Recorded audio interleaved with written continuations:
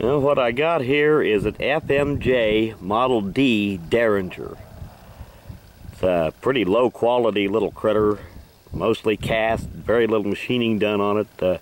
Hell, they've even welded pieces on this thing and not done too much to take the weld marks out. No polish at all.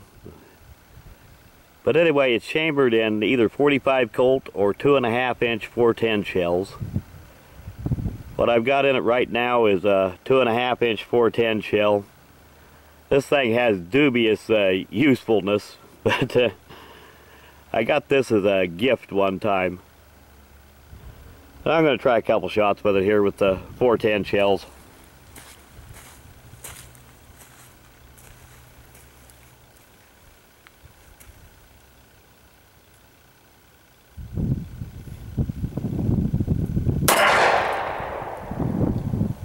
Has quite a bit of recoil, but that's pretty much expected. A little gun like this with a 410 shell in it.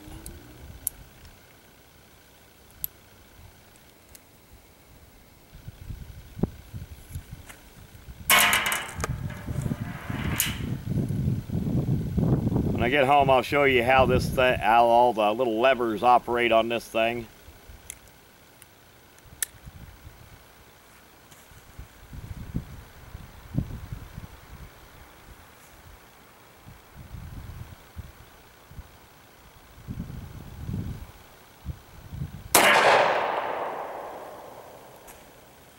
One thing that it is pretty good at is running that back of that trigger into your middle finger.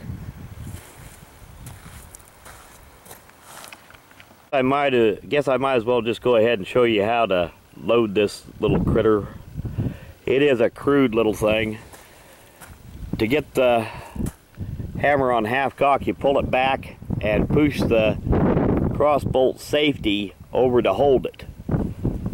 Then this lever, or this little button right here, you push that back and you can open it. Set your shell into it and close it up. Now before you can cock and fire it, you need to take that safety back off, because that locks the hammer on it. You have to pull the hammer back a little bit to disengage the safety. It is a crude little thing,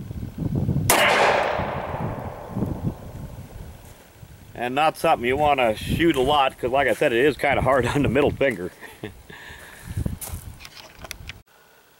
This FMJ Derringer is kind of a crude thing, but it does work.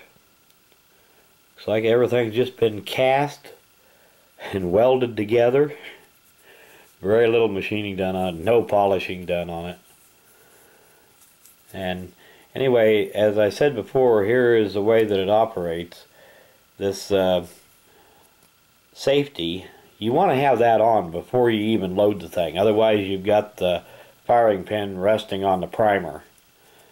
And to open it, this here, pull this back and just break it open.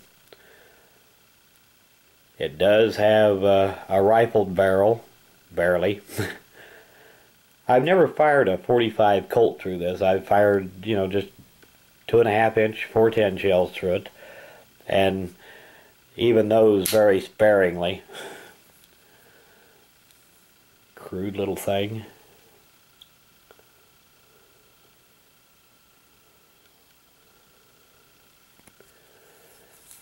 And if you go to fire it, you can't push that safety off unless you pull the hammer back slightly.